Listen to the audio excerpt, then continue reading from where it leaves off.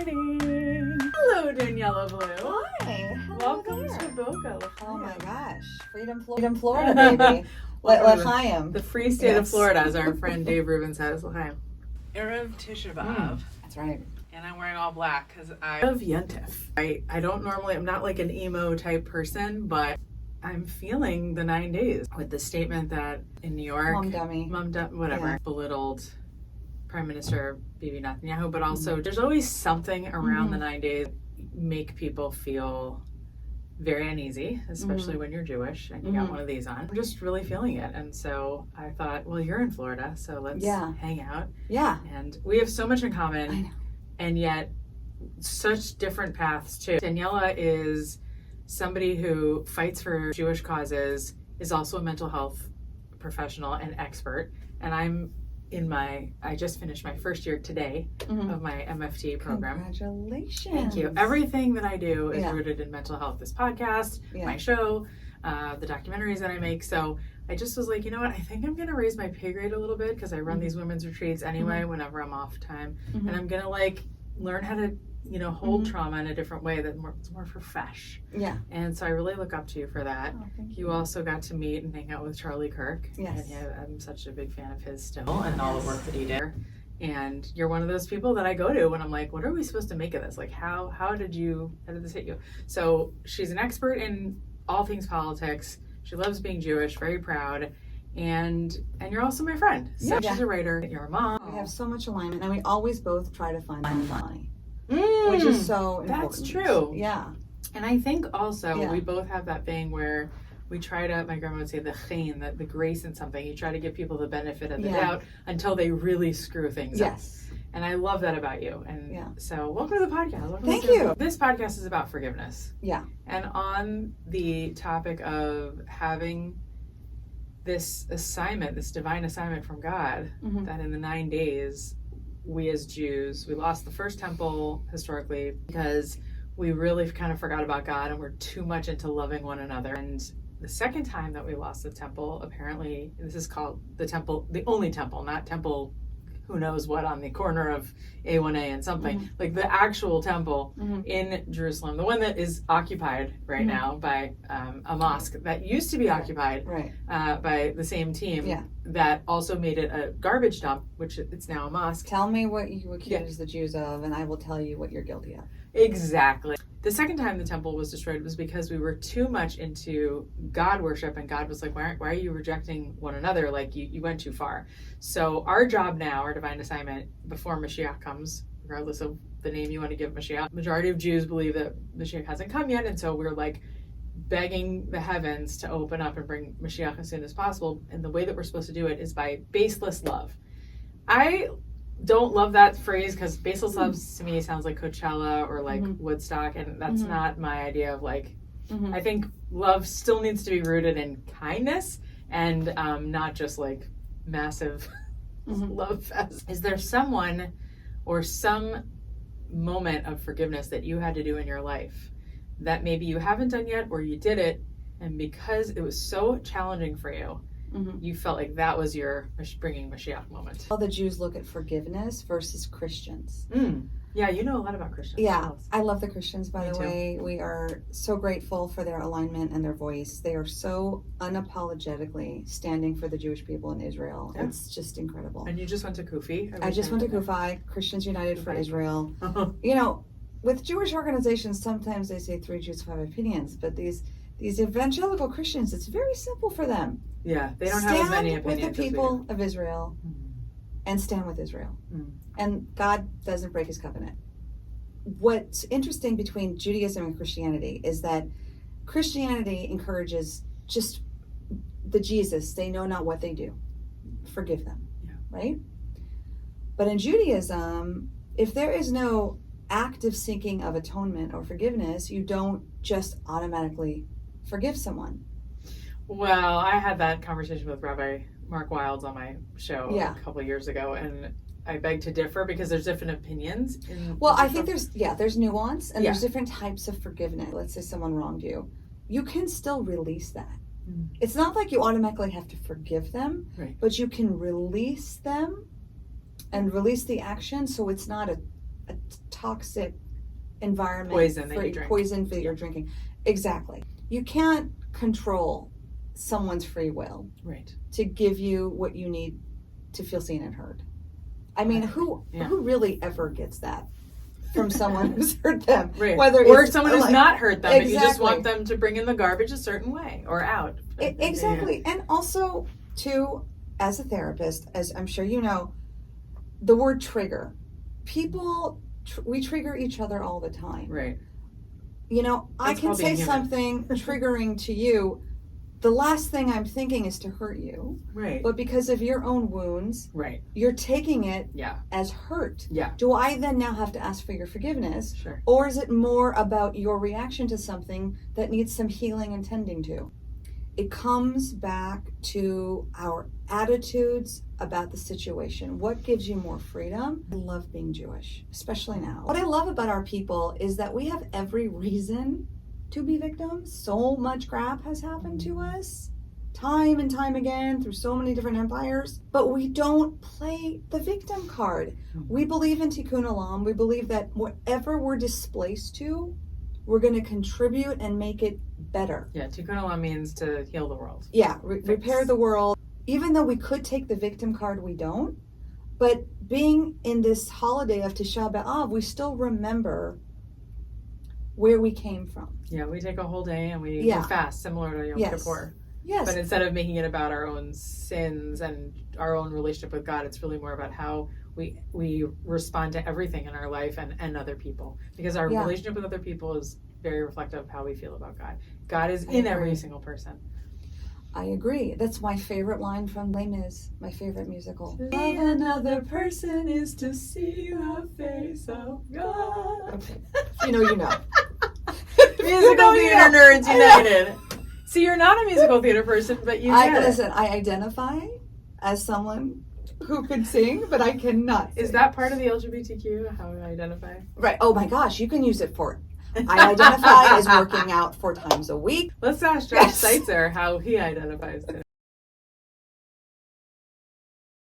I was in a 16-year marriage, and I am much happier in my next chapter, and a much healthier relationship now. I have children with my former husband, and I think I share this because I know a lot of other people are in this situation.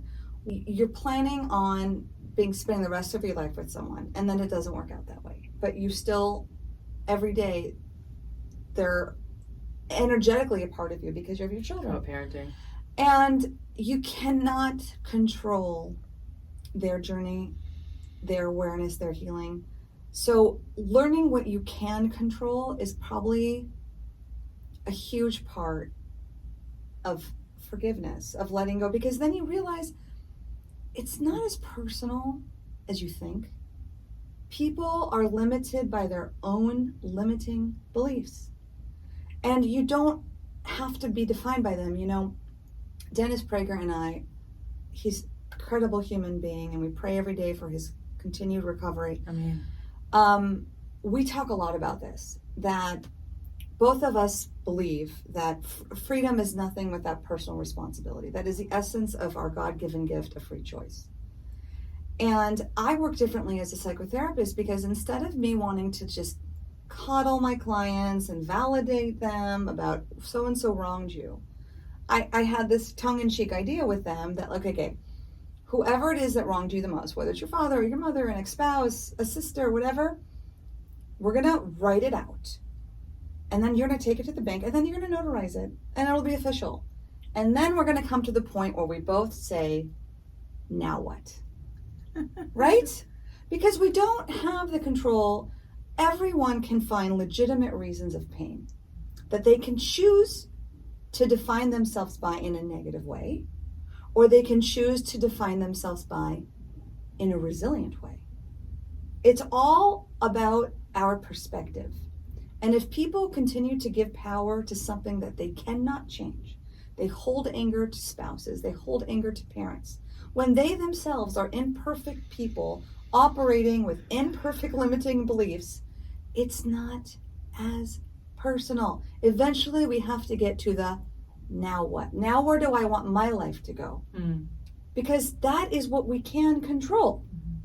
We can't control if others are going to have their enlightened moment. We can't control that, so why wait? Essential Judeo-Christian value that accountability, forward thinking, and grace, especially to ourselves. Beautiful. Yeah, I remember when I was first starting to learn about Judaism from Rabbi Aaron and David Aaron in the Old City, and I was like, wait a minute. I chose my parents? Did you just say that I chose my parents? He said, yes, Kabbalah says you did. Your neshama did. Yes, your soul did. And that's I said, right. oh my gosh. He goes, yeah, so that means you can forgive them. And I said, what? And he was like, yeah, you're holding on to a lot of anger towards them, but they're not the main stars of your life. You are. 100%. And, you know, he was also a former actor, so we would talk a lot about the stage of life. Literally, the stage and the stages and the other characters in your life and the comedy of life. And I remember thinking, Judaism is like Christianity in the sense that there's a forgiveness part. And I love that you always bring up Christians and Christianity, because I too, I mean, first of all, I'm obsessed with gospel music. I love Amy Grant. Right. She has a song about the Holocaust, Lead Me On. It's such an amazing song. Have to check it out. Yeah. Headed for the train, labeled with a golden star. Lead me on, lead me on. I love imitating her. Anyway, I just went to see her with my sister. I already just got goosebumps. She's incredible. Okay. Yeah, and it's all about God, because she, as a righteous Christian, really believes that Jews were chosen or chose God to enact all of the commandments, not just the 10, the 613. There's a lot of them. And I love that Christianity is actually like their gold star, if you will. They're like, their specialty is forgiveness. Their specialty is grace. Like watching Erica Kirk come out, and I was there. Yeah. Yeah. And I felt, I think one of the reasons why so many people are so hard on her online is because they do not understand what bitachon and amuna is, meaning getting up anyway and taking care of your children if you have a spouse that died. Like that whole concept, Christianity, I believe, is kind of lighting the way for something that was already there for Jews, but because we've been burdened so much, sorry to use the word burden, we've been burdened, by what's been. And so the problem, that word is so burdened by that impression, but we as Jewish people, like you said, through so many epochs of history have been so badly burned by so many different empires that we have what to hold on to. And so unfortunately, it's like a normal thing to complain. And it's all over the Torah. We're such an imperfect people. Yeah. Right now in the Torah, right? Getting into Devarim, we see Moses saying like, stop complaining, please. I'm about to leave this earth. You're going to get to go into Israel. I can't. Stop complaining. It's like it's also this 9 days. So I love... We also, to be fair, complained about being the prophet to begin with. Yeah, that's true. Well, it sounds like you did fully forgive, but how are you navigating this? The system gets tested from time to time. Again, it goes back to our free choice. It's something you have to sometimes choose over and over again, especially when things come up. It's not a one and done, but you go back to that equilibrium. And it does become easier. It does become easier. And because your children are watching. Yeah. And they know. Yeah. Even if you don't do the whole, what is it called? Parental alienation thing, where you probably, I'm assuming you watch yourself around them and you try not to say bad things about him. Yes. And there is also an estrangement epidemic we have in this country, where 1 out of 3 families have some sort of family member estranged, whether it's an adult child, sibling, parents. That's why I started this podcast. I couldn't stand hearing, I don't talk to my brother anymore. Yeah. And they're so proud of it. And I hate to blame part of our profession on that. The therapy culture of, oh my God, he's toxic, she's toxic, cut them out. You deserve peace. Right. That's not empowerment, that's avoidance. Yes. And cancel culture has led to canceling families. That's my show. I didn't know that was one of the reasons you started, because you can avoid someone who causes you pain, but we went back to the trigger. Yeah. That's really a message for you to figure out what that trigger is, to face it with both eyes and be okay anyway, because then it doesn't matter what they say or do, because you also now are seeing them in a different light. They can't hurt you anymore because you see that they're just hurt people hurting people. It's really not about you. Right. But so many people, they are on that level 1, oh, ouch, I'm just going to cut you out. you got to transcend to level 3. Right. So when level 1 happens, you're like, oh, I beat that level. Yeah. I always bring back it to Mario Brothers. It's like the best. All my metaphors somehow go back to Mario Brothers. Yes. But the goal is not to just not play anymore. You can't just not play. Right. How is that giving you a good life? Right. And I feel like that's probably Western culture all the way to the nth degree. Like, we're so technologically amazing. We can literally craft our entire lives to be in the bubble of the only things we want to shop for, be around, talk to. Oh, no, I'm not part of that. Curated.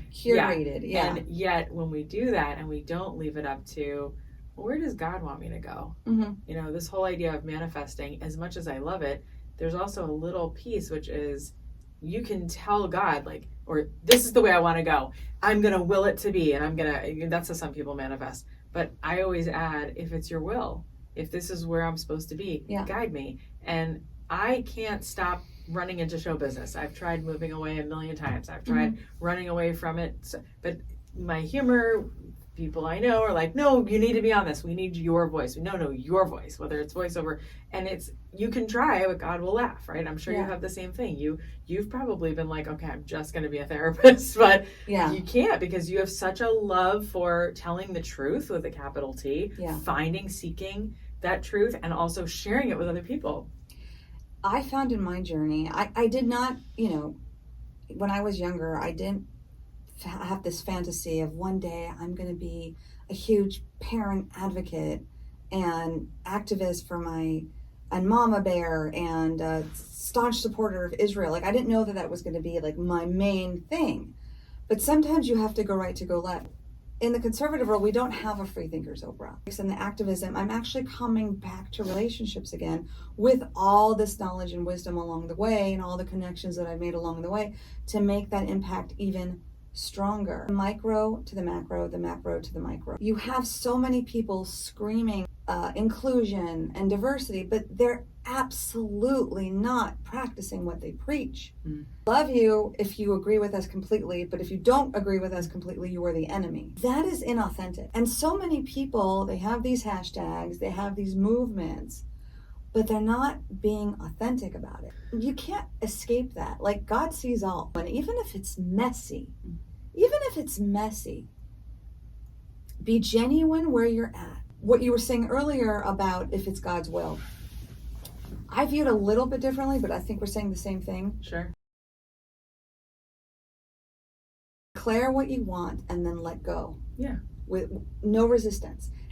And then you will get divine downloads of what your next steps are. Yeah. So you can truly say something you want. Be open to how it shows up. And when I work with clients with dating, I said, you say you're ready to meet someone. You have to really energetically believe that. You can't say, I'm going to meet someone, but only if it's this, or only if it's that, or only by this means. Yeah. You have to be open. Right. You don't get to decide how, but the ends justify the means, right? Like, you have to just be open, energetically open, make sure your filter's clear, and then you're all the more susceptible to the next step. And like, how many things that happen in your life, how many things that happen in other people's lives that happen by coincidence, or like you couldn't make up this amazing opportunity where you met someone or this and that. It just felt easy. Yeah. Because you're in sync and you're open, you're not resisting it. Right. Beautiful. I love that. So you just did the second question, which is, how do you tell people how to live a life of more freedom? The last question I always ask is,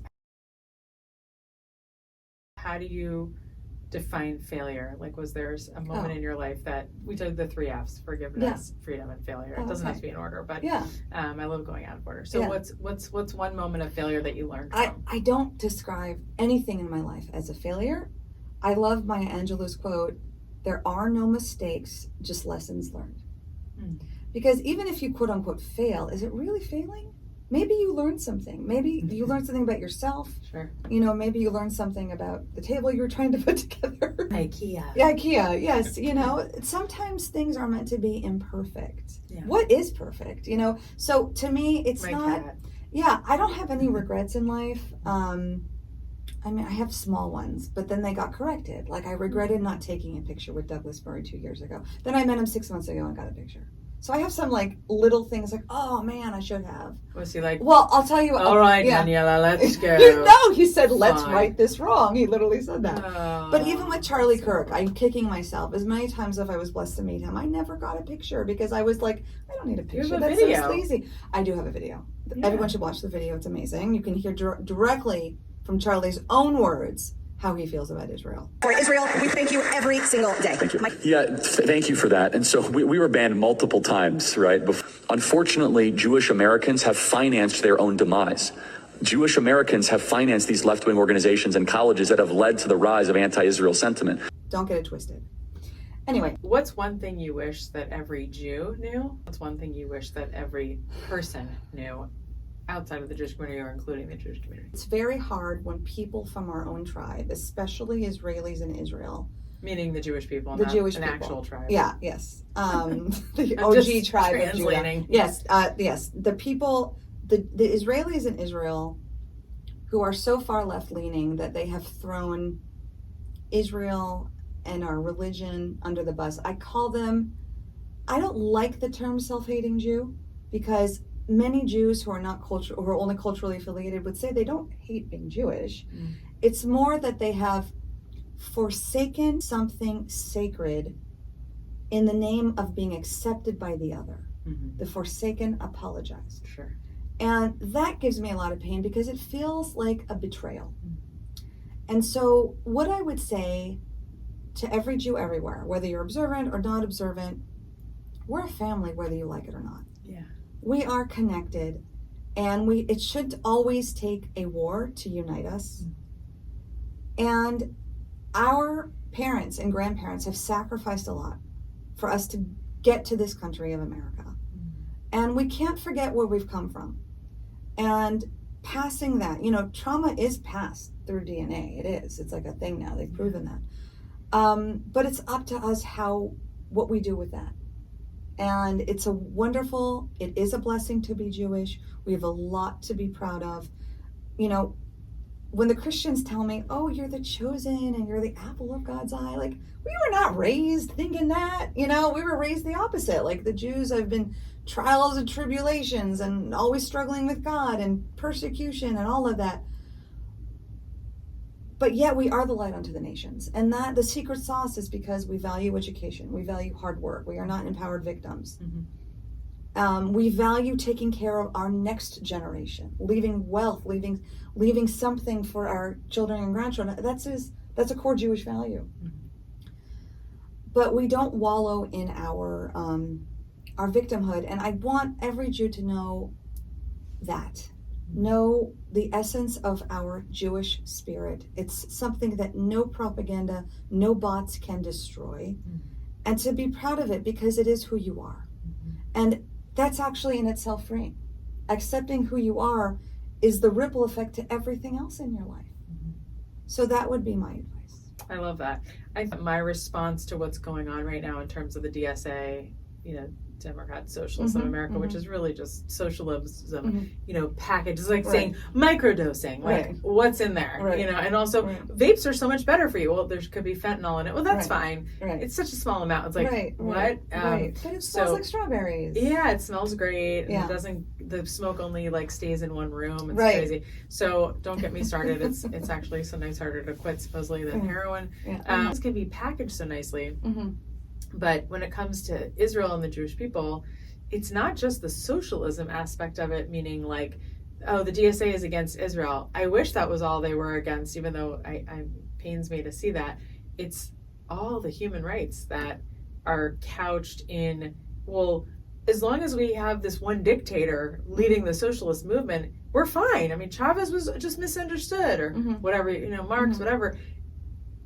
I really think that we're missing the mark mm-hmm. as Jews. We keep saying it's about right or left. I don't belong to any party. I've seen crazy on both sides, mm-hmm. but I do see that the conservative movement has a stronger force for God than the left.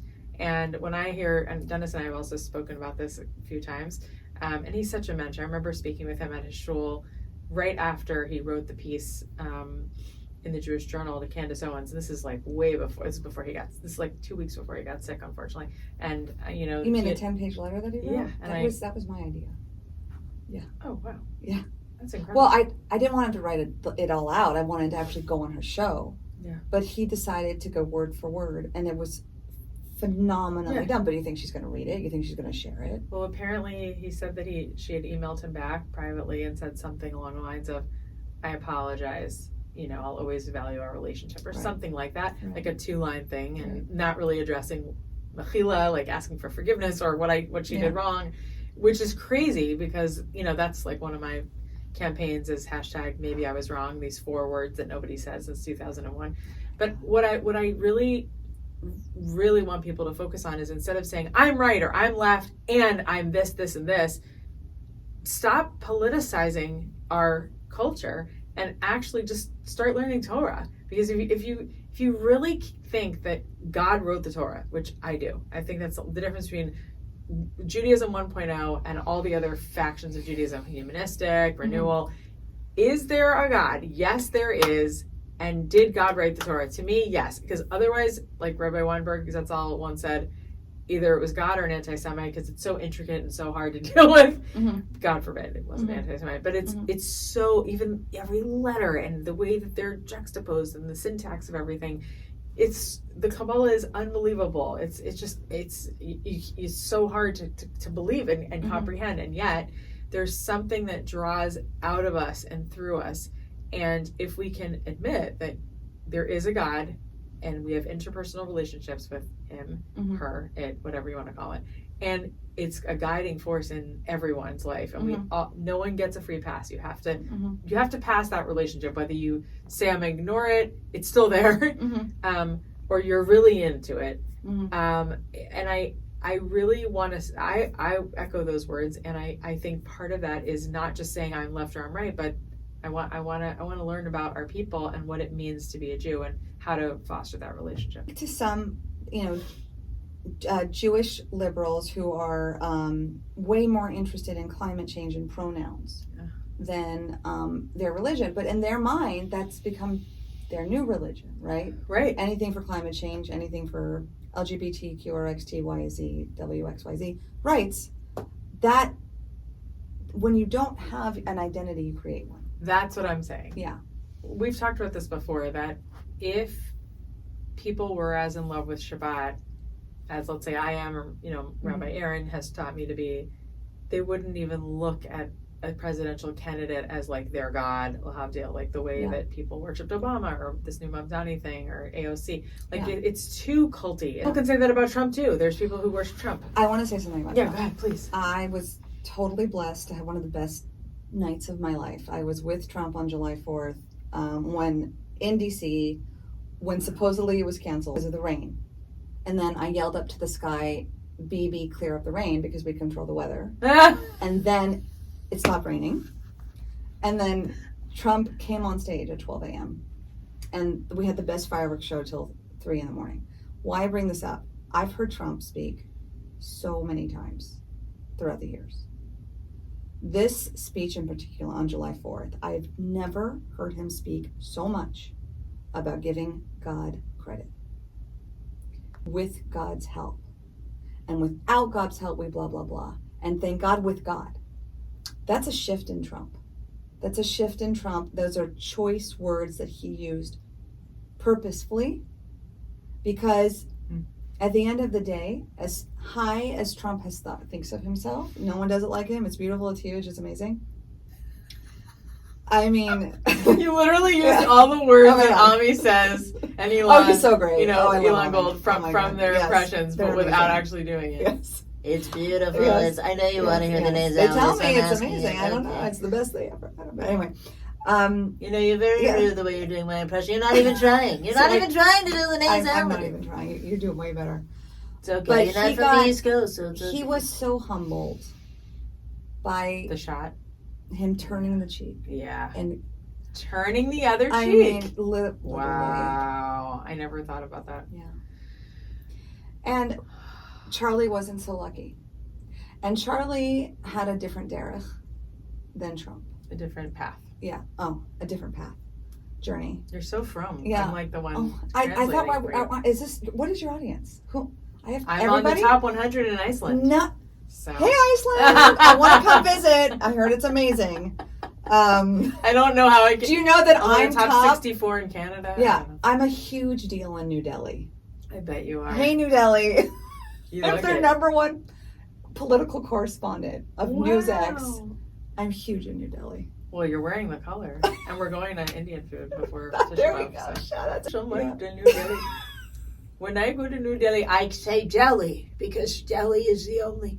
What do you mean new jelly? I don't need a new jelly. I like Zabar's. It's wonderful. That's stars from my show. Amazing. Yeah. It's so good. That's my mom. I love people who can do accents. It really is a talent. It's really something. Oh, I love imitating you. You're a little, yeah. you're a What's little my bit like impression? Mel Robbins, but Oh, more what a from compliment. She's LA, amazing. as Yeah. opposed to you're like a Scarsdale LA type of. You've got a little bit of, if Mel didn't have to go on to anti-anxiety medication, she might sound like you and luxuriate. Oh, in I her love lovely- that. you Well, if I definitely get do it. too excited, I will sound like a Valley girl. Yeah. All of the likes You're a will come little out. bit like Yeah. reminiscent of like Molly Shannon and Anna Gasteyer on NPR. Now, Terry, it's Christmas season again, our favorite time of year. That's right, Margaret Jo. Holiday time is when the most wonderful culinary wishes can come true. Like Oh, my sweaty God. balls. Try to just lean into Oh the my microphone. God. Yes, that is so good. And it's so That is you. so spot on. Unfortunately, you'd never Yeah. be caught dead at NPR. Right. God No. forbid. I'd be canceled You before know, I went to the National mic. Palestinian Radio. Never. Yes. No, because you're Yes. so like, well, the left. Like you Is do it sound like allowed? Dennis I don't want to Prager. alienate left liberal listeners. Everyone has the chance to wake up. I hope you do. You're so Dennis. She's in Team Dennis. Dennis, please. Dennis is my people. I really Yeah. wish that he and Sue would listen to me because I've texted her a bunch of times, like, can you please go to my healer guy? And I'm sure people are inundating I them, know. but I've put him on this Just try meditation. everything. Yeah. Shakira. Yeah. Try everything. Try One last thing, you wanted to give people a call to action about. This is really important, guys. So many of our family have sacrificed to be in America, especially if you live in blue states like California and New York. Please know that your vote does matter. Your When- vote. your or your vote. I Your was vote, using if voice you're and then religious. vote, and then it came together. That's what it means to go to a vote when you're from. A vote is when you use your voice and your vote together. I think we just started. A vote. Voice your and vote. vote together. Vote. It's not a fart, I don't it's know a where the R vote. came from, but That's it's okay. there. Voldemort. So, use your voice and vote. This is so crucial in November. And, listen, I don't need to tell you that the Democrats are no fan of the Jews. It has nothing to do with Bibi. My gosh, if Bibi was not the prime minister, they would still hate Israel, believe me. Don't be in denial. And we have problems on our side, too. Don't get me wrong. But we do have the base of the evangelical Christians. And they're going after that base, too. Look at Tucker Carlson, Action step, please vote. Every time you get a chance to vote, do it. Energetically, your parents, your grandparents, your ancestors have come to this country, so you have a voice. Please use it. How do we get in touch with you? Yes. How do we follow Yes, you? TikTok is not working, okay? Despite a Zionist owning it, all of our Zionist creators are suffering. We're not growing there. We're all on Instagram now. So follow me, Daniella, 2_ Bloom, like bloom where you're planted, baby. I have an incredible fable called The World Where I Belong. And it's just 40 pages. It's about a boy who hates this world. He goes on a journey trying to find the right world. You're gonna love it. It's kid tested, mother approved. There's the 10 Commandments included, activities and discussion questions. It's all there in the book, and it's short because moms, I get you. We don't want to be reading all night. We're tired. It's a phenomenal book that reminds children and adults what the true power of freedom is, because so many people have become spoiled on the very freedoms that they take for granted today and why they're so important. So it's The World Where I Belong. It's on Amazon. Thank you. Yep. Well, it's great to have you here. It's weird. I feel like this is the first episode of my podcast that I haven't cried on. Probably Oh. because no, it's Should I be okay. Keep going. offended? Oh my God, I'm gonna make you cry. How much more time do we have? I think if we had gone a little further into Charlie Kirk, I would have cried a little. I And what love they're that doing to people- Erica. It makes me so mad. You know what? It's just Yeah. a test, and what's so amazing is she She's barely so- addresses she's- it. She she's- just she's says amazing. stop. She is you know, in Christianity, they talk about being Christ-like. She is being Christ-like. Right. She is moving forward with her shoulders back, focused on Turning Point, focused on her children. And people don't understand that, so they have to make it negative. But she is, I think, a modern day matriarch. I bless her. I bless her children. She is, every time she speaks, she blows me away. I don't know how she does it. I think she's channeling from God. Yeah. And this woman has so much grace and dignity. I just think she's something else, something very special. I felt really lucky because there's this musical group called Haffy and Winks is the name of them. They're two girls who I believe went to the school where the shooting happened, and they were unfortunately had to witness what went on because they were part of Turning Point, or at least were in the audience, and they have a huge body of music, and it's incredible. It's like Enya meeting Evanescence, interesting, but like with a Christian bent, but like totally, you have to really listen to the words to get that it's like Cain, you know, but not really. And I happened to see, because I was like watching All Things Charlie, because I was trying to heal and grieve during this whole thing. I know you were too. And I was like going on Instagram crying and just trying to get people to realize how much he was a fighter for the Jewish people. I mean, his top three people were Ben Shapiro, Dennis Prager, and Jordan Peterson, not in that order, but like he loved us. He loved people who supported Israel. He loved Israel, and Judeo-Christian values. And so when I saw this post come up and said, you know, would you like to be part of our new song? I said, I raised my hand, and I was part of the chorus, and I sent it in online, and it's the most beautiful song.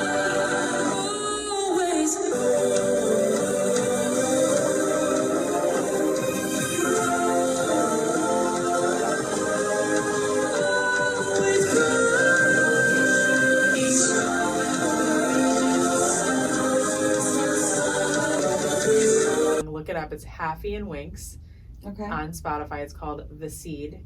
And what's so amazing about the song, now I might cry, is that see? Okay. Yes. It's fine. You did it. You brought it up. It's very rude. I told you I wasn't gonna cry. Now I'm crying. Look who's crying. I don't cry. Give me some Diet Coke. The song is all about hope. You know, as therapists, right? We have to instill hope and reduce harm. We are the seed and we will grow.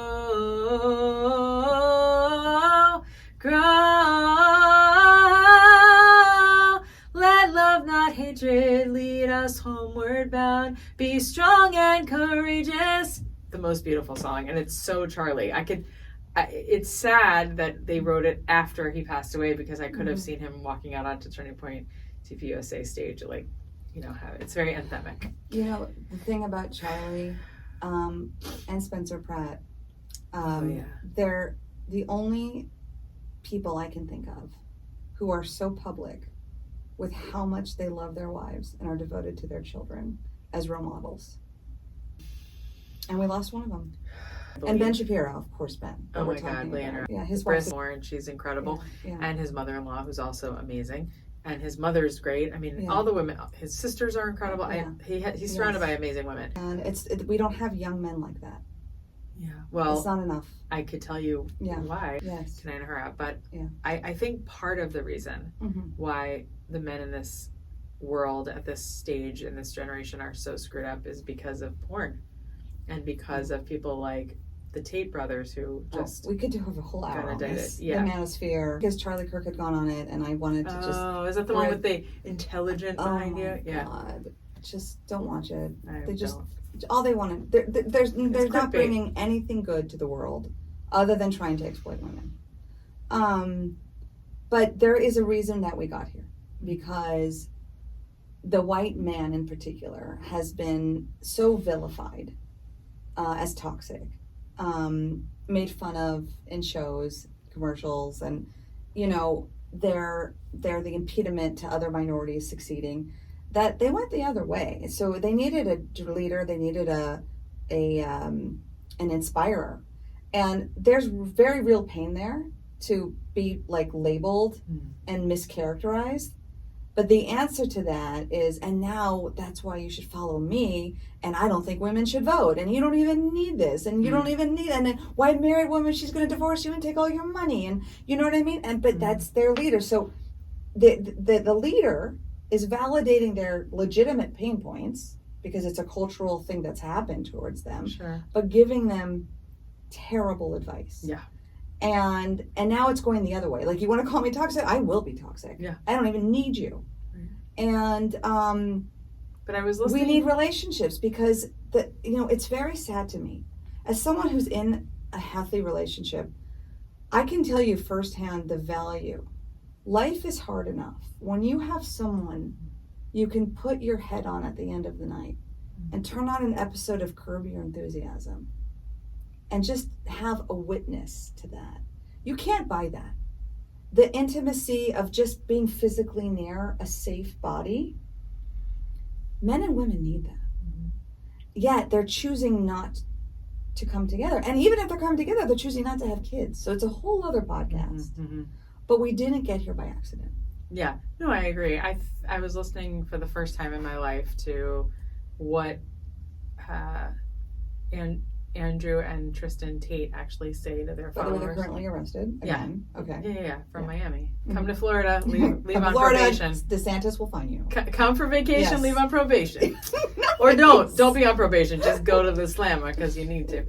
Shout out to my friend Jarrett who told me that today. Listening to them talk about defiling virgins and trying to collect as many as possible in this lifetime, like it's so disgusting. We talk about the 72 virgins lie that these jihadists have. Imagine trying to do that as a video game here in this world. It's like it takes evil to like such a next level. It's so scary.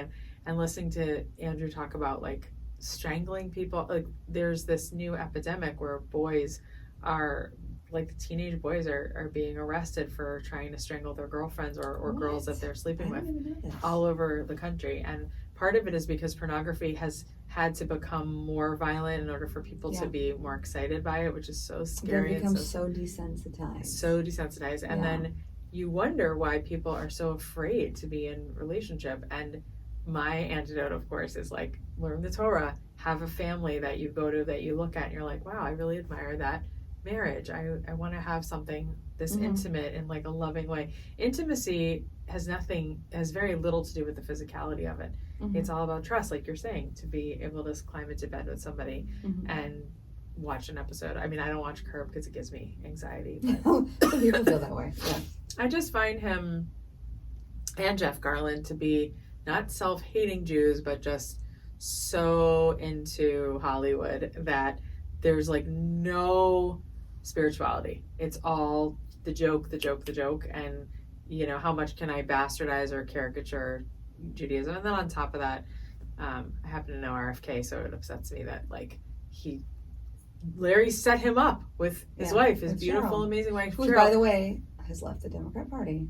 Well, I think I don't know if she doesn't like labels now. Anyway. Yeah, but they're such menschy people, and they're so wonderful, and I've hung out with them several times, and like you just see the menschlichkeit of them, and to have people just hate on them because they did what was right for the country and they joined Trump in his efforts. Like, I don't get it. There's no, like you said before, just be honest about where you're at.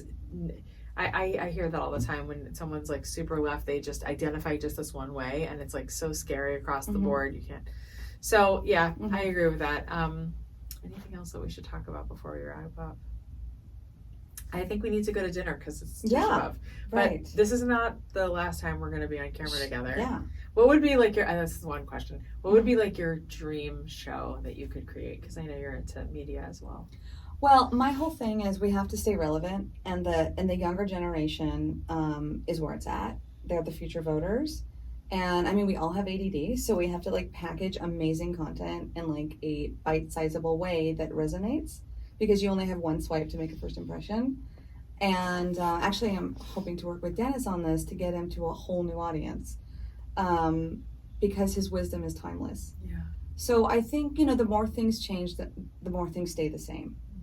And as much as we try to delineate that, with this whole, men and women just don't know how to date today. Women are into this feminist, and men are like, I don't want to be chivalrous, she doesn't deserve it. It's a mess. But men are still wired to pursue, and women are still wired to want to be pursued. Men are still wired to be hunters, and women are forever going to be wired to be gatherers. I mean, it's just literally, Ezer Kenegdo, Am I blowing you away now that I know that? No, I Okay. Ezer Conegdo. It's Yeah, like, of and course. it's a Your you know, helpmate yeah, that goes you're against either, you. You're either your spouse's best friend or worst enemy. Right. But that's to help him and her get to your full potential. Yeah, the way It's all Rabbi how you look at Aaron, it. right? Rabbi Aaron says you're a helpmate. Yeah. You can like get all We're not, fixated with souls. we're but- not meant to be alone. So Yeah. I think I like to always bring back authenticity and humor to real life struggles that we all relate to. And so you asked me for my dream show.